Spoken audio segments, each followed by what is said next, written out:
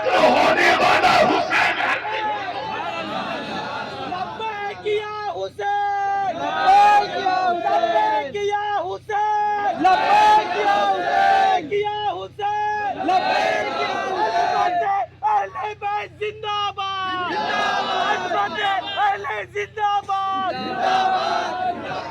ہر دل میں حسین، سبحان اللہ، ہر جا میں حسین، سبحان اللہ، ہر آن حسین، ہر شہر میں حسین، ہر گاؤں میں حسین، ہر ملک میں حسین، دریا کی روانی میں حسین، موجوں کی طغیانی میں حسین، دل دل میں حسین، چاچا میں حسین، امریکہ سے لے کے آسٹریلیا تک حسین، افریقہ سے لے کے یورپ کے بلوچستان تک حسین۔ ارے صرف رٹے رٹائے نعروں میں نہیں، بلکہ سچائی یہ ہے کہ بستی بستی میں حسین، کریا کریا میں حسین۔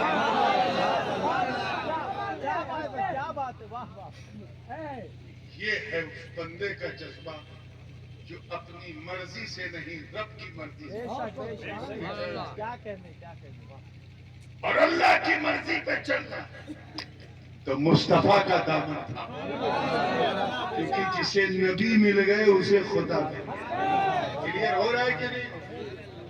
آئیے اس کو تھوڑا سا، اگر آپ لوگ گاؤں والوں اجازت دو تو علماء بیٹھے، تھوڑی سی کچھ باتیں ان کے سکھ کی بھی ہو، اجازت ہے؟ آپ کیچ کر لو تو آپ کے لیے بونس ہے۔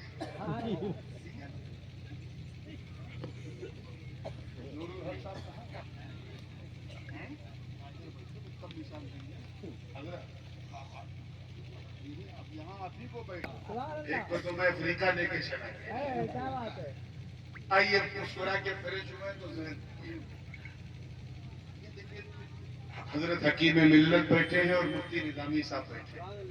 اگرچہ رشتے میں باپ بیٹے ہیں لیکن دونوں کی ذات الگ ہے، شان الگ ہے، پہچان الگ ہے، چہرہ الگ ہے، عمر الگ ہے، جوہر الگ ہے، عرض الگ ہے، حیودہ الگ ہے، صورت جسمیہ الگ ہے، دونوں ایک دوسرے سے الگ ہیں، ہے کہ نہیں بولو؟ جو مفتی صاحب ہیں وہ حکیم ملت نہیں، جو حکیم ملت ہیں وہ مفتی صاحب ہیں۔ کلیئر ہے؟ اب اگر میں کسی بات سے خوش ہو کر مفتی صاحب کی جیب میں 100 روپے ڈال دوں تو مفتی صاحب خوش ہوں گے۔ بیٹھے تھے، نعت پڑھ رہے تھے، ایک صاحب اٹھ کے آئے، انہوں نے ایک کی جیب میں پیسہ ڈالا تو جس کی جیب میں ڈالا راضی وہ ہوگا یا دوسرا ہوگا؟ دوسرا نہیں ہوگا، کیونکہ راضی وہی ہوتا ہے جسے خوشی ملتی۔ اب اگر میں یہ کہوں آپ سے کہ یہ حقدار ہیں کہ ان دونوں کو راضی کیا جائے، کیا بات ہے، تو بات بالکل ٹھیک ہے، بالکل گرامیٹکلی بھی ٹھیک ہے۔ بھائی جب حق دو کا ہے تو راضی بھی دو کو کرو نا۔ ایک کو راضی کرنے سے دوسرا راضی ہو اس کی کوئی گارنٹی ہے نہیں۔ تو جب ادھیکار دونوں کا ہے تو راضی بھی دونوں کو کرو، خوش بھی دونوں کو کرو۔ ایک کو خوش کرنے سے دوسرا خوش ہو یہ کوئی ضروری نہیں، تو یہاں ذات الگ ہے، اسی لیے یہ بات الگ ہے۔ ٹھیک ہے، اب آؤ قرآن کی طرف۔ ایک طرف ہے ذات جلالت اللہ کی ذات، ایک طرف ہے ذات رسالت مصطفیٰ کی، دونوں کی ذات الگ ہے، صفات الگ ہے۔ ایک وہ ہے جو لم یلد ولم یولد ولم یکن لہ کفوا احد، دوسرا وہ ہے جو حسنین کا نانا ہے، فاطمہ کا بابا ہے، علی کا بھیا ہے، عبد المطلب کا پوتا ہے۔ ایک وہ ہے جس نے انسان کو پیدا کیا، دوسرا وہ ہے جو انسان بن کے دنیا میں آیا۔ دونوں کا جوہر الگ، دونوں کی شان الگ ہے کہ نہیں بولو موری؟ کلیئر ہے نا؟ اب قرآن کا فیصلہ، اللہ ورسولہ احق ان یرضوہ، اللہ اور اس کا رسول زیادہ حقدار ہے کہ اسے راضی کیا جائے۔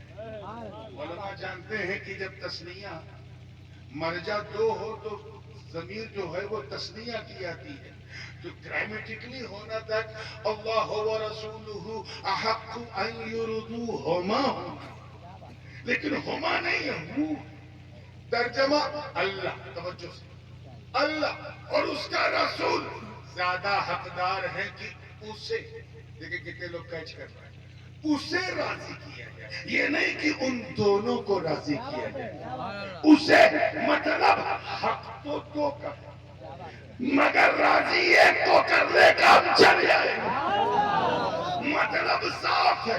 اے بندے تو اللہ کو بغیر مصطفیٰ کے کیسے راضی کرے گا؟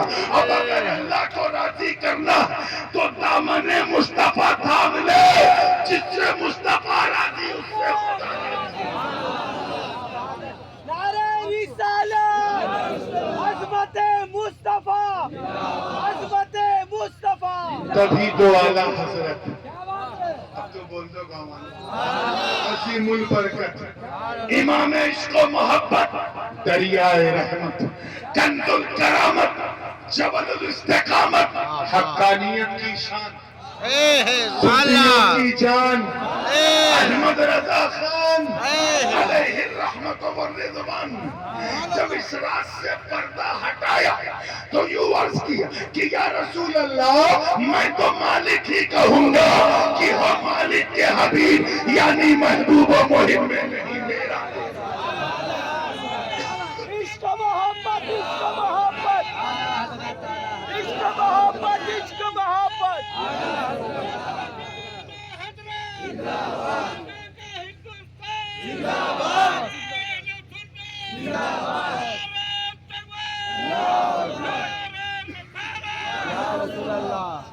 بات سمجھ میں آ رہی ہے نا؟ حالانکہ بڑا نازک موڑ تھا، لیکن آپ ماشاءاللہ آپ نے کیچ کر لیا، سمجھو بیٹھے بیٹھے میچ کر لیا۔ اللہ کو راضی کرو۔ آئیے تھوڑی سی بات اس پر ہو جائے، تھوڑا سا اصلاحی طبیعت بنائے، مزاج بنائے۔ صوفیاء کرام فرماتے ہیں کہ the easiest way to get pleasure of Allah is to have a fear of Allah۔ اللہ کو راضی کرنا ہے تو اس سے ڈرنا سیکھو، جو جتنا ڈرتا جائے گا اتنا راضی کرتا جائے گا۔ یہ ڈر بڑی عجیب چیز ہوتی ہے۔ آج کل دیکھیے نا پورے دیش میں بھے کا ایک عجیب ماحول بنایا جا رہا ہے، نفرتی ماحول بھے والا۔ منوویگیانک روپ سے انسان جس سے جتنا ڈرتا اتنا دور بھاگتا ہے۔ بات ہے کہ بھائی آپ سڑک پہ چل رہے تھے، پگڈنڈی پہ کھیت تھے، ایک کالا کالا پھٹارا سانپ آپ کے سامنے ایسے پھن کھول کے بیٹھ گیا اور آپ کے ہاتھ میں ڈنڈا ونڈا کچھ نہیں، کیا کرو گے؟ زور سے بولنا۔ بھاگو گے؟ کیا کرو گے؟ بھاگو گے۔ یہ کون بھگا رہا ہے؟ بھے بھگا رہا ہے۔ بھاگے نہیں تو یہ دس لے گا، ختم ہو جائے۔ گھر میں بیٹھے تھے، اچانک انفلوژن ہوا، آگ لگ گئی، کیا کرو گے؟ اسی آگ میں بیٹھو گے؟ یہ کیا کرو گے؟ بھاگو گے۔ عقل نے کہا بھاگ جائے، نہیں تو بھاگنے لائق بھی نہیں رہے گا۔ گھر نے آپ کو بھگایا کہ بھاگ بھاگ جان بچا۔ کیا سمجھا کہ انسان، دیکھیں کتنے لوگ کہتے ہیں، انسان جس سے جتنا ڈرتا اتنا دور بھاگتا ہے۔ اتنا دور، یہ کلیئر ہو گیا کہ منوشیہ جس سے جتنا ڈرتا ہے اتنا، بول دو بھائی ہے، اتنا دور بھاگتا ہے۔ لیکن کیول صرف اللہ کا ڈر اتنا بے مثال ہوتا کہ بندہ جتنا اللہ سے ڈرتا جاتا ہے اتنا اللہ کے قریب ہوتا ہے۔ تو اللہ کے قریب ہونا ہے تو اس سے ڈرنا شروع۔ حضرت خواجہ اویس کرنی رضی اللہ تعالیٰ عنہ، اکثر میں یہ واقعہ بسا اوقات تقریر میں بیان کرتا ہوں۔ جنگل میں عبادت کرنے، رسمی طور پر نہ سنیے، جیسے آپ ہر سال جاتے ہیں، ایسا لگے کہ جنت کمانے بیٹھے۔ توجہ کے ساتھ، آپ تو ایک رات جاگتے ہیں، مجھے یاد نہیں ہے کتنی ہزار رات جاگا۔ توجہ کے ساتھ سنیے گا تو مزہ آئے گا۔ تیار ہیں آپ لوگ؟ دیکھیے، جنگل میں عبادت کرنا، کون؟ آپ ممبئی والے نہیں، آپ کون؟ ماشاءاللہ خواجہ اویس کرنی ان کی بکریاں آرام سے گھاس چر رہی ہیں اور ایک بھیڑیا گردن گھما گھما کے ان کی بکریوں کی رکشا کر رہا ہے. بھیڑ نہیں، بھیڑیا. بھیڑیا سمجھے نا؟ انگریزی میں کہتے ہیں ہائینا. بات سمجھ میں آئی نا؟ اور لمبے دانت والا، نوکیلے دانت والا. شیر ہوتا تو میں یقین کرتا، میں جانتا ہوں شیر جتنا خوخار ہوتا ہے اس سے زیادہ خوددار ہوتا ہے.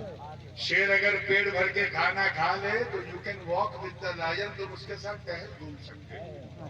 اور یہ میں کوئی سنی سنائی بات نہیں کر رہا ہوں، ذاتی تجربہ.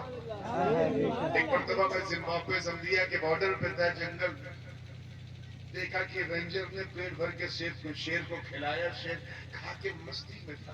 میں نے کہا اب تو یہ ڈینجر نہیں کرنے، ڈینجر نہیں. میں نے کہا can I walk with the line? Yes let's go. میں 500 میٹر اس شیر کے ساتھ چڑھا، بلی بنا کے اسے چلا. مجھے معلوم ہے یہ خطرہ نہیں. کبھی اور بات ہے کہ شیر کے ساتھ چلنے کے لیے سینے میں بھی شیر والا دل چاہیے، سب کے بس کا روک نہیں. مگر میرے دوستو بھیڑیا ایسا درندہ، بھیڑیا کہ اتنا کھالے کی سانس نہیں لے پائے، گردن تک کھا لے. اور سامنے بکری دکھ جائے، بھیڑ دکھ جائے تو نوچے گا ضرور، چاہے کھائے. اور یہاں خواجہ اویس مستی میں عبادت کر رہے، بکریاں آرام سے گھاس چر رہی ہیں اور بھیڑیا گردن گھما گھما کے بکریوں کی رکشا کر رہا ہے. ایک راہگیر کا گزر ہوا، مسافر کا. اس نے جب ایسا ادبھت، اوشوسنیہ، اکلپنیہ، انکریڈیبل، انبلیویبل منظر دیکھا، اس سے رہا نہیں گیا. اس نے پوچھا بابا، توجہ ہے آپ نے؟ پوچھا بابا آپ کو اس بھیڑیے سے ڈر نہیں لگتا؟ نہیں لگتا. تو خواجہ اویس قرنی نے سر اٹھایا اور مسکرا کے کہا تو میری بات کر رہا ہے، میری بکریوں کو بھی اس سے ڈر نہیں. تو وہ کیوں کہ سن، اللہ کرے بات سمجھ میں ہے. سن، جب تک میں اللہ سے نہیں ڈرتا، اس بھیڑیے سے ڈرتا. جب سے میں اللہ سے ڈرنے لگا، یہ بھیڑیا مجھ سے ڈرنے لگا. اس لیے ہے رائے پور، مواری اور قرب و جوار کے مسلمانوں مایوس مت ہو. اگر تم چاہتے ہو کہ ہمارے سماج میں چھپے ہوئے بھیڑیے ہم سے ڈرے، اگر تم چاہتے ہو کہ بھارت کی گنگا جمنی سبھیتا کو مٹانے والے اساماجک تتو ہم سے ڈرے، اگر تم چاہتے ہو کہ اسلام کو آنکھ دکھانے والی طاغوتی طاقتیں ہم سے ڈرے، تو تمہیں کوئی انیتک کام نہیں کرنا ہے، کوئی غیر قانونی کام نہیں کرنا ہے، تمہیں قانون کو اپنے ہاتھ میں نہیں لینا ہے. اگر پورے سیناریو کو چینج کرنا ہے تو بس اللہ سے ڈرنا شروع کرو. تم اللہ سے ڈرو گے، اللہ کے دشمن تم سے ڈریں گے. مگر ہمارا حال یہ ہے، ہم کو سب سے ڈر لگتا ہے سوائے اللہ. بیکاز وی فورگاٹ، ہم بھول گئے کہ اللہ دیکھ رہا. اسی لیے تو ہم جھوٹ بھی بولتے ہیں، کیونکہ ہم اس بات کو مانتے ہیں، جانتے ہیں، سوری، اس بات کو جانتے ہیں کہ اللہ دیکھ رہا ہے، مانتے نہیں. ورنہ اگر مان جائیں کہ اللہ دیکھ رہا ہے تو جس وقت تم شراب کی بوتل کو ہاتھ لگاؤ گے فوراً تمہارا دل کہے گا بوتل توڑ دے، اللہ دیکھ رہا ہے. جس وقت تمہاری نگاہیں دیکھیں گے اندر سے آواز آئے گی پلکوں کو جھکا لے، اللہ دیکھ رہا ہے. جس وقت تیرا قدم غیر قانونی، غیر اسلامی طرف پڑے گا، آواز آئے گی، کوئی چیز تیرے قدموں کو جکڑ کے کہے گی رک جا، اللہ دیکھ رہا. لیکن سچی بات یہ ہے کہ ہم صرف جانتے ہیں کہ اللہ دیکھ رہا ہے، مانتے نہیں. اسی لیے ہم نام کے مسلمان ہیں، برا مت مانیے، کام کے کام. حضور شیخ الاسلام علامہ مدنی نہیں ہے، میرے بڑے والد، فرماتے ہیں جس میں پاس شریعت نہ خوف. آپ لوگوں نے چپ رہنے کا روزہ رکھا ہے. جس میں پاس شریعت نہ خوف خدا، وہ رہا کیا رہا، وہ گیا کیا گیا، ایک تصویر تھی جو مٹا دی گئی. یہ غلط ہے، مسلمان مارا گیا جس میں نہ شریعت کا پاس و لحاظ ہے، نہ اللہ کا ڈر ہے. ایسا انسان ہے، اس کا رہنا کیا رہنا، جانا کیا جانا. اگر مر جائے تو سمجھو ایک تصویر تھی جو مٹا دی گئی. یہ غلط ہے، مسلمان مارا گیا. یہ جو ہم سنتے ہیں کہ آج فلسطین میں اتنے مارے گئے، عراق میں اتنے مارے گئے، سیریا میں اتنے مارے گئے، یہ مسلمان نہیں مارے جا رہے. ان میں اکثر مسلمانوں کی فوٹو کاپی مٹائی جا رہی ہے. We are just like a photocopy of Muslim. ہم مسلمان نہیں ہیں، مسلمانوں کی طرح دکھتے ہیں، بدقسمتی صرف دکھتے ہیں. ہم مسلمان کے گھر میں پیدا ہوئے اس لیے مسلمان ہیں، اور کوئی بات نہیں. ہمارے ابا مسلمان ہیں اس لیے ہم مسلمان، دادا مسلمان ہیں اس لیے ہم مسلمان. ہم جب پیدا ہوئے تو کان میں اذان دی گئی اس لیے مسلمان. ہم اس لیے مسلمان ہیں کہ ٹوپی پہنتے ہیں. کیا پہنتے ہیں؟ اور خیر اب تو پہنتے کم ہیں، پہناتے زیادہ. بمبئی کی زبان میں کہتے ہیں نا، آج اتنوں کو ٹوپی پہنا دی، مطلب کلو بنا دی. This is our identity at the moment, unfortunately. ہم اس لیے مسلمان ہیں کیونکہ ہم عید کی سوئی کھانا نہیں چھوڑتے، محرم کا کھچڑا کھانا نہیں چھوڑتے، اور ربیع الاول کی سبیل پینا نہیں چھوڑتے، اور شب برات میں قبرستان بعد میں پہلے حلوہ کھانا نہیں چھوڑتے. اگر مجھے حضرت حکیم ملت تشریف فرما ہے، میں زیادہ کھل کے نہیں، لیکن ہاں ایک بات کہوں، اگر ہم سے کوئی پوچھے کہ کوئی ایک ایسی علامت بتاؤ جو ہم سب میں کامن ہے، تو وہ صرف یہ ہے کہ ہم اس لیے مسلمان ہیں کیونکہ ہماری مسلمانی ختنہ. اس سے بڑی پہچان اب ہمارے پاس نہیں رہی. سب سے بڑی پہچان ہمارے مسلمان ہونے کی آج یہی ہے کہ ہم مختون عزیزان ملت. ہم کیسے مسلمان؟ ہفتے میں ایک دن ماں باپ کے دباؤ میں آ کے ہم مسجد چلے جاتے ہیں اور یہ سوچ کے جاتے ہیں کہ ایسے ٹائم انٹری مارے جب امام صاحب ممبر پہ کھڑے ہو جائیں اور 2 رکعت پڑھ کے ایسا بھاگتے جیسے لگتا ہے اسٹیشن سے ٹرین چھوٹنے والی ہے. یاد رکھنا، ہم وہ مسلمان نہیں. علماء کرام، ہم وہ مسلمان نہیں جنہوں نے بدر و احد خیبر و خندق میں پرچم اسلام کو لہرا دیا. ہم وہ مسلمان نہیں جنہوں نے انطاکیہ کے گرجا گھروں میں گھس کے اذان دے دی. ہم وہ مسلمان نہیں جنہوں نے روما کے غرور کو مٹی میں ملا دیا. ہم وہ مسلمان نہیں ہیں جن کے تصور سے قیصر و کسریٰ کے ایوان میں زلزلے آ جائیں. ہم وہ مسلمان نہیں ہیں جو نبی کے وضو کے قطروں کو بھی زمین پہ گرنے نہ دے. ہم وہ مسلمان نہیں ہیں جنہوں نے، توجہ چاہوں گا اس نکتے پہ، جنہوں نے میدان بدر و حنین میں اپنے کافر رشتہ داروں کے خلاف تلوار اٹھا کر یہ پیغام دے دیا کہ اے لوگوں، رشتہ داری اور ہے، مصطفیٰ کی وفاداری اور.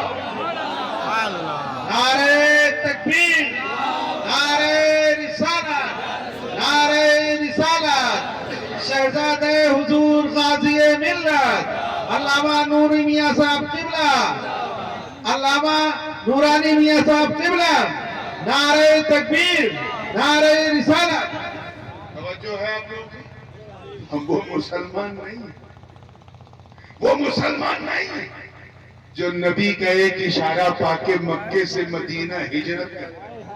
بولو، ہم وہ مسلمان بالکل نہیں ہیں جنہوں نے، دیکھیں کتنے لوگ اتہاس کرتے ہیں، دریائے نیل، توجہ چکوں گا بمبئی والا، دریائے نیل کی روانی کو صرف ایک خط، ایک پتر لکھا تو روانی کا مزاج بدل گیا. ہم وہ مسلمان نہیں ہیں ارے جن کا چہرہ دیکھ کر قدس کا پادری قدموں میں چابی رکھ دے، ہم وہ مسلمان نہیں جن کا نام سن کر رستم اور سہراب کا کلیجہ تھر تھر آ جائے، ہم وہ مسلمان نہیں جنہیں دیکھو تو خدا یاد آ جائے، ہم وہ مسلمان نہیں جنہوں نے لب مصطفیٰ سے حضور کی زبان سے الرحیل سنا، نکل گھر سے تو اپنی نئی نویلی دلہن کو سہاگ کی رات بستر عروس پر چھوڑ کر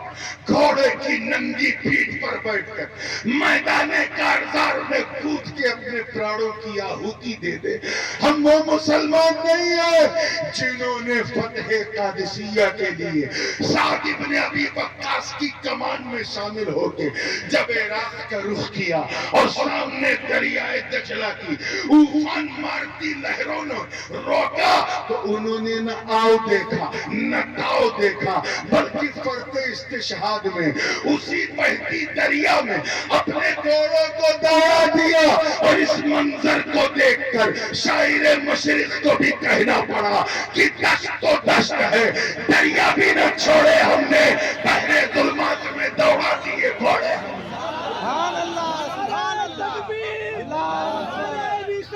یا رسول اللہ، حضرتی دلہا زندہ باد، دلہا زندہ باد۔ تو ٹرائی ٹو بیکم اے سوائلنٹ مسلم، اپنے کردار و عمل کو سنوار لو، ورنہ تمہاری داستان بھی نہ ہوگی داستان۔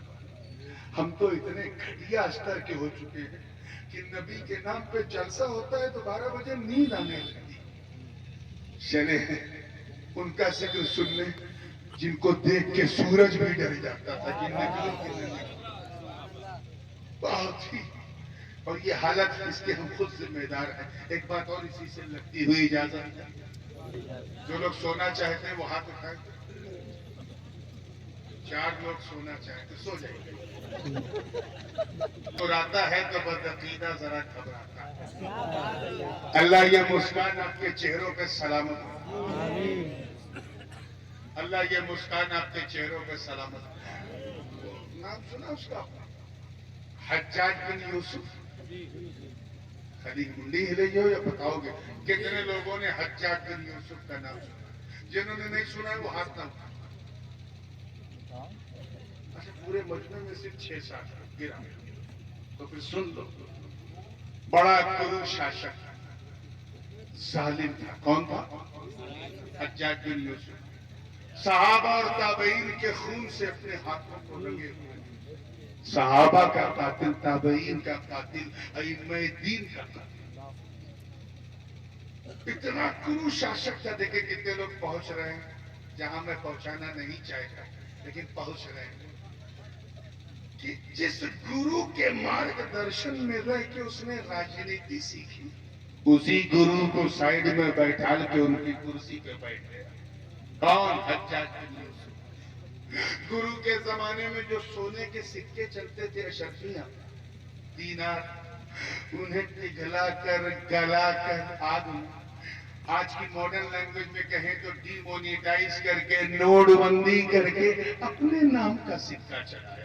حجاج بن یوسف اتنا ظالم تھا کہ سب کو ڈرا کے رکھتا تھا، بھے کا ماحول بنا۔ اسے معلوم تھا کہ سب سے بڑا میڈیا جو ہے وہ جمعہ، اسی لیے اس نے بصرہ اور مضافات کی ساری مسجدوں پر کنٹرول کر لیا، اور ہر مسجد کے امام کو ڈرا دیا کہ میرا خطبہ نہیں پڑھا تو اندر کر دیا جائے گا۔ یعنی پورے میڈیا ٹنک کو اپنی گودی میں بٹھا دیا۔ کون؟ حجاج بن یوسف۔ یار میں حجاج بن یوسف کی بات کرتا ہوں، لگتا آپ کا دماغ کہیں اور جا رہا ہے، جا رہا ہے تو جانے دو، لیکن حجاج بن یوسف اتنا ظالم تھا، اتنا ظالم تھا کہ اگر کوئی اس کا خطبہ نہ پڑھے نا تو حکومت کی ایجنسیز جو ہے اس آدمی کے خلاف لگا دیتا تھا اور اسے پکڑ کے ڈیٹینشن سینٹر میں ڈیٹین کر دیا جاتا تھا۔ کون؟ حجاج بن یوسف۔ دماغ ادھر ادھر مت بھیجو، اتنا کرو شاشک۔ ایک بات اور یاد رکھیے گا، جو ظالم ہوتا ہے ایسا نہیں کہ وہ ہر کام غلط ہی کرتا، ایک تو اچھے کام بھی کرتا۔ حجاج نے بھی کیا، حجاج نے دو کام تو اتنا بڑا کیا ہے کہ کیا بتاؤں۔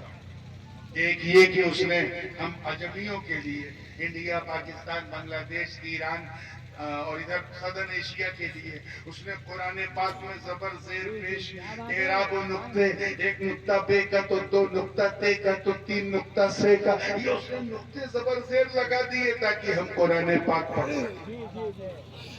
اور دوسرا اس نے بڑا کام یہ کیا کہ ہندوستان کی طرف محمد بن قاسم کو بھیجا، جس نے چڑھائی کی تو سندھ فتح ہوئی۔ اب ان دو کاموں کی وجہ سے اللہ اگر اسے معاف کر دے تو اس کا فضل ہے، اور نہ معاف کرے تو اس کا عدل ہے، کیونکہ وہ صحابہ اور تابعین کا لوگوں پر اتیاچار کرنے والے کون؟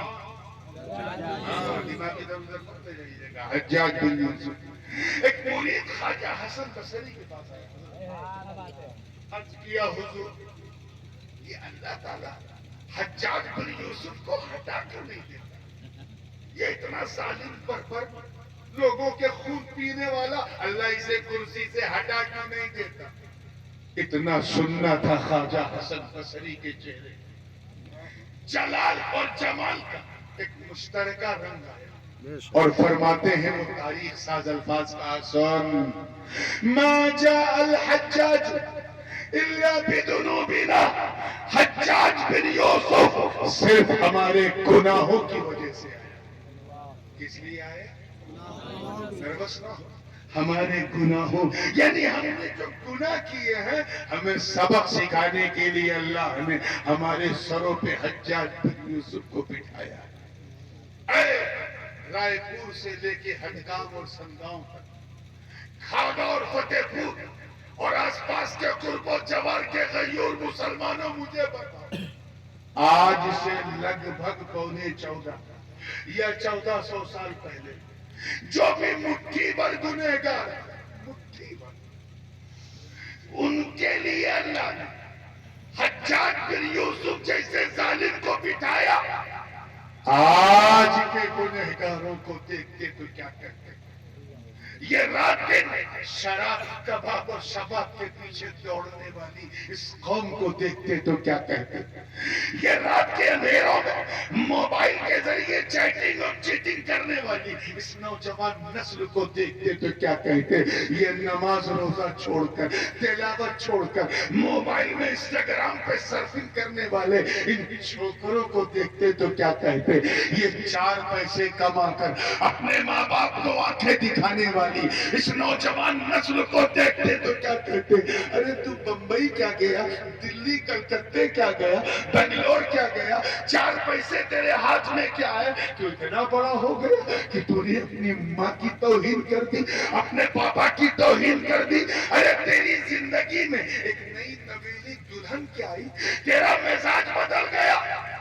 اے کسی دلہن کی کم وقت مسکراہٹ کے سامنے اپنی ماں کو دھکے مارنے والوں، کبھی تم نے سوچا کہ تیری بیوی نے تجھے تب پیار کیا جب تیرے پاس کھلانے کے لیے روٹی تھی، تب پیار کیا جب پہنانے کے لیے کپڑے تھے، تب پیار کیا جب ٹھہرانے کے لیے مکان تھا، تب پیار کیا جب اسے بہلانے کے لیے تیرے جسم میں طاقت تھی، تب اس نے پیار کیا۔ لیکن ماں نے تو تجھے اس وقت بھی نہیں چھوڑا جب تو اتنا کمزور تھا کہ اپنے ہاتھ سے دودھ کی بوتل بھی نہیں اٹھا پاتا۔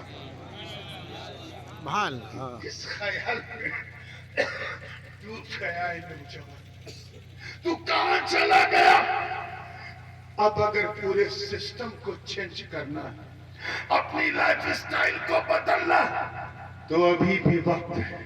رب کی بارگاہ میں رجوع کرو، آنسو بہاؤ، اللہ کو راضی کرو۔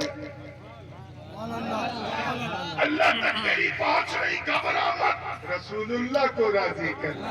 جاؤگا فاستغفر اللہ واستغفر لهم الرسول لوجد اللہ توابا رحیما۔ جا کر حبیب پر 2 بوند آنسوؤں کی ذرا گنبد خضرا کی چھاؤں میں پہنچ کے گرا تو صحیح۔ ارے جب تو گرائے گا تو میرا مولا قیامت کے دن رحمتوں کا دریا سبحان اللہ۔ مصطفیٰ تک بھی تیری پہنچ نہیں ہے تو گھبرا مت۔ حضور نے اس کا بھی پتہ بتا دیا. کیا بات ہے، سبحان اللہ. سرکار نے فرمایا احب اللہ لما یغضوکم من نعمہ. اللہ سے محبت کرو. کیا فرمایا حضور نے؟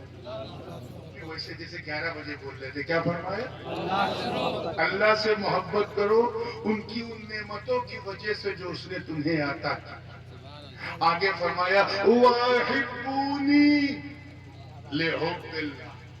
اور مجھ سے محبت کرو اللہ کی محبت کی وجہ سے. اور آگے فرمایا وَأَحِبُّوا أَهْلَ بَيْتِي لِحُبِّي.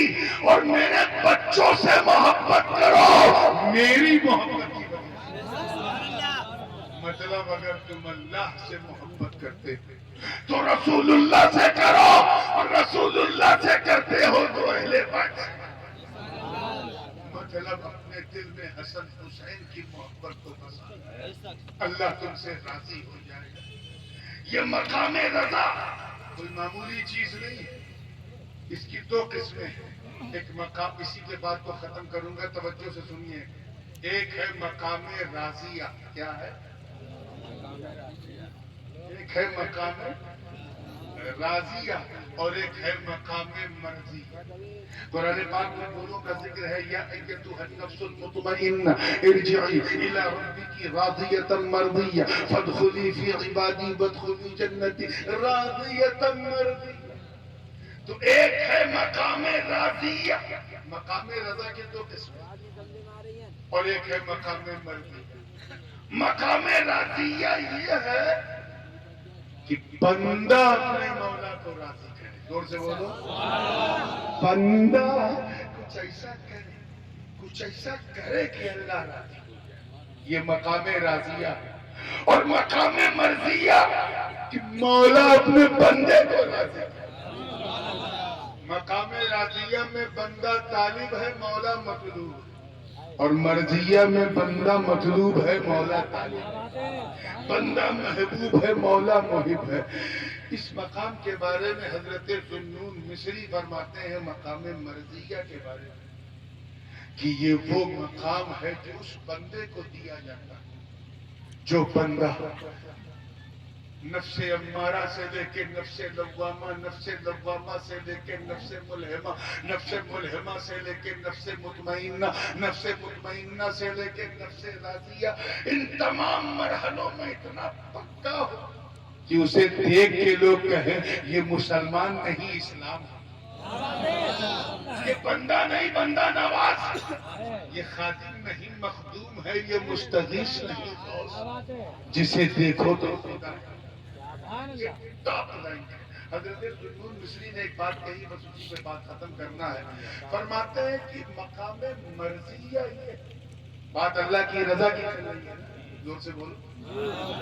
پیچھے نہیں, اللہ کی رضا کی. تو اب اس رضا کو گہرائی میں سمجھو تاکہ احمد رضا سمجھ میں آئے. مقام مرضیہ پہ حضرت ذوالنون فرماتے ہیں کہ ترک الاختیار بمر القضا, یعنی ارتھات قضا کی کڑواہٹ کے سامنے اپنے پاور کو چھوڑ دینا, یہ ہے مقام رضا. کیا ہے؟ میں اور آسان کروں, جب تک آپ سمجھیں گے نہیں میں آگے بڑھوں گا. میں ان میں سے نہیں جو ٹھٹ ٹھٹ ٹھٹ ٹھٹ ٹھٹ ٹھٹ ٹھٹ بول کے نکل گئے, سمجھاؤں گا.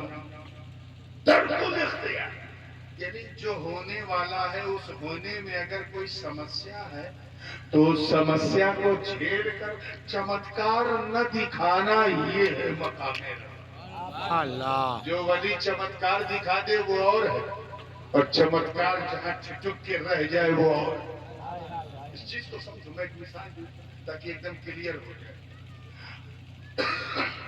حضرت خواجہ غوث محمد گوالیہ نام سنا ہے؟ گوالیہ سلسلے ستاریہ کے ہندوستان میں پانی, مقام صدیقیت پہ فائز تھے وقت کے غوث. راجہ سندھیا بھی ان کا درباری. اللہ کی طرف سے حکم ہوا کہ اے غوث محمد اب یہ گوالیہ چھوڑ کے دین کی راہ میں نکلو. تو حضرت خواجہ غوث محمد گوالیہ اپنے پریوار سہت نکل پڑے.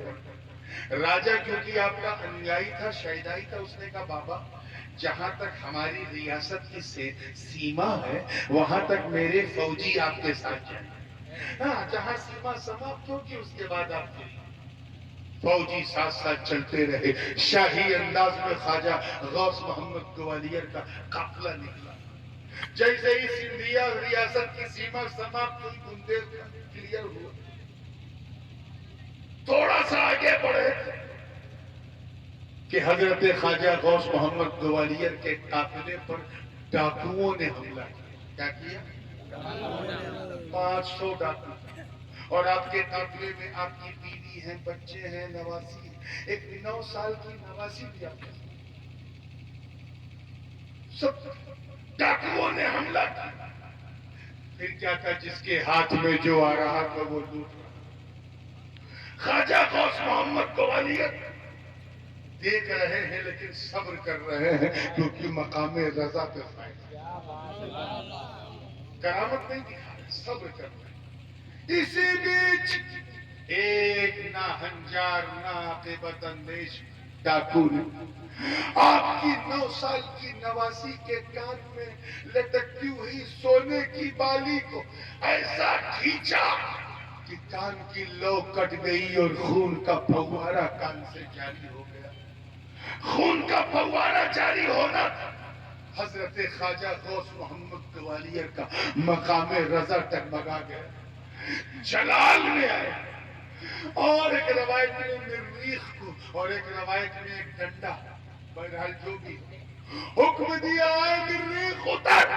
مریخ سمجھے منگل گرہ، جہاں جانے کو بڑا اچیومنٹ سمجھا جاتا ہے. اتر. اور یہ جن لوگوں نے بھی میری نواسی کا یہ حال کیا ہے سب کی گردنوں کو قلم کر دیا. ایک ہی جھٹکے میں 500 کے 500 ڈاکو. پھر تھوڑی دیر بعد خیال آیا یا اللہ یہ میں نے کیا کر دیا. کرامت تو غیروں کے لیے دکھائی جاتی ہے، گھر پہ جب آزمائش آئے تو کرامت نہیں دکھائی جاتی. یہ مجھ سے کیا ہو گیا؟ ابھی اسی خیال میں تھے کہ ہاتف غیبی سے آواز آئی، اے غوث محمد یہ تو نے کیا کیا؟ تو نے 500 لوگوں کو مار دیا.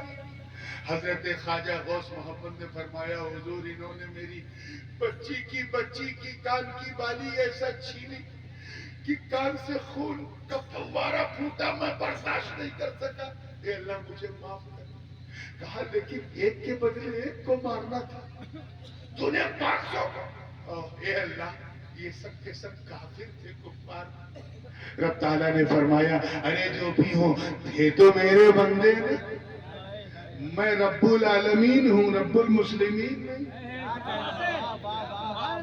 ساری دنیا کا مالک جو مجھے مانتا ہے میں اسے بھی کھلاتا ہوں، جو نہیں مانتا اسے بھی کھلاتا ہوں. اتنا کہنا تھا. حضرت خواجہ غوث محمد اتنا روئے کہ اللہ تعالیٰ نے آپ کو پھر اسی مقام رضا پہ فائز کر دیا. اب سمجھ میں آیا، اب سمجھ میں آیا کہ آقا حسین نے کرامت کیوں نہیں دکھائی. 3 دن کے بھوکے پیاسے حسین کرامت نہیں دکھا رہے. پیاس کی شدت سے سکینہ العطش کر رہی مگر حسین کرامت نہیں دکھا رہے. عباس کے بازو کٹ گئے، حسین کرامت نہیں دکھا رہے.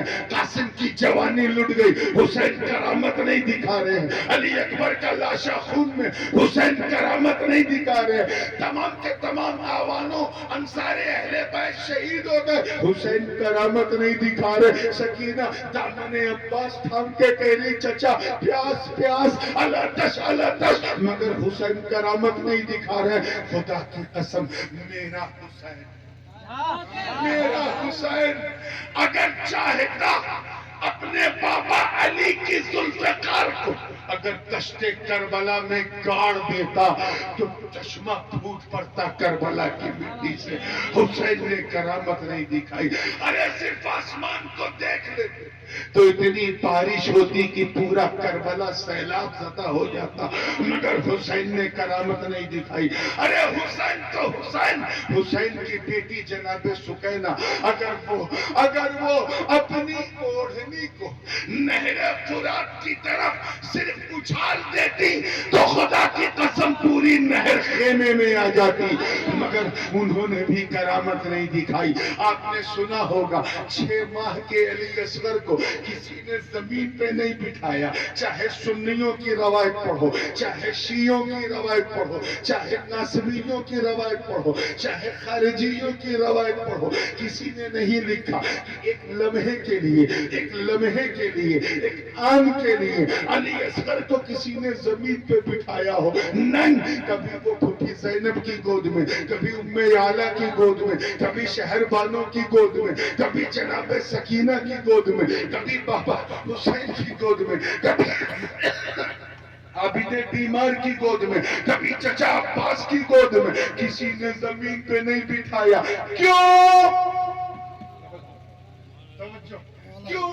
کیونکہ سب کو پتہ یہ جنگ کرامت دکھانے کے لیے نہیں، یہ جنگ کرامت دکھانے کے لیے نہیں، استقامت دکھانے کے لیے۔ علی اصغر ابھی بہت چھوٹے، انہیں جنگ کی مصلحتوں کا علم نہیں، اگر زمین پہ بٹھا دیا اور وہیں بیٹھے بیٹھے انہوں نے اپنے بابا حسین کے مرجھائے پیاسے ہونٹوں کو دیکھ کر بے چینی میں اگر اسی کربلا کے رڑ میں اپنی ایڑی کو رگڑ دیا تو اسماعیل کا پوتا ہے، کہیں دوسرا زمزم نہ جاری ہو جائے۔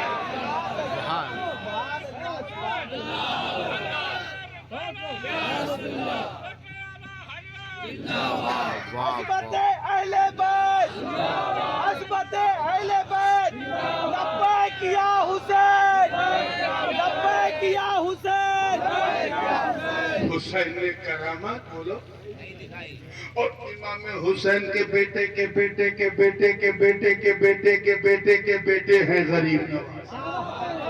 ایک سیکنڈ صبر نہیں کیا، جیسے ہی انا ساگر پہ پیرا لگا انہوں نے اپنے خادم سے کہا جا ساگر سے کہہ دے تجھے حسن سنجری نے واہ واہ واہ واہ، ساگر میرے خواجہ کے گاگر میں آئے، ہمیں معاملہ کیا ہے؟ آقا حسین کرامت نہ دکھائیں، ان کا پوتا کربلا میں کرامت دکھائیں، معاملہ کیا ہے؟ نہیں سی خیال، آپ کیجئے گا کھانسی بہت آ رہی ہے، میں اسی خیال میں الجھا تھا کہ رہنمائی آواز آئی، کہا سن دونوں کی ڈیوٹی ہے، کیچ کرو کیچ کرو، واو، اس ڈیوٹی میں چھپی ہوئی بیوٹی بھی ہے۔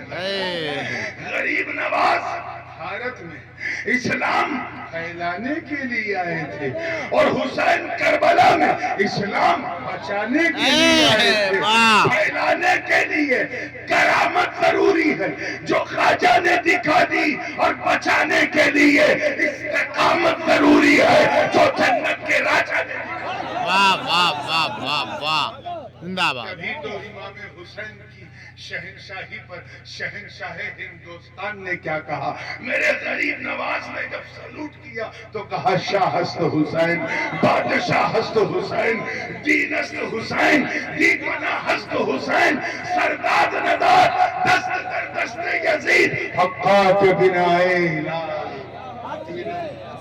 ہست حسین۔ لبیک یا حسین۔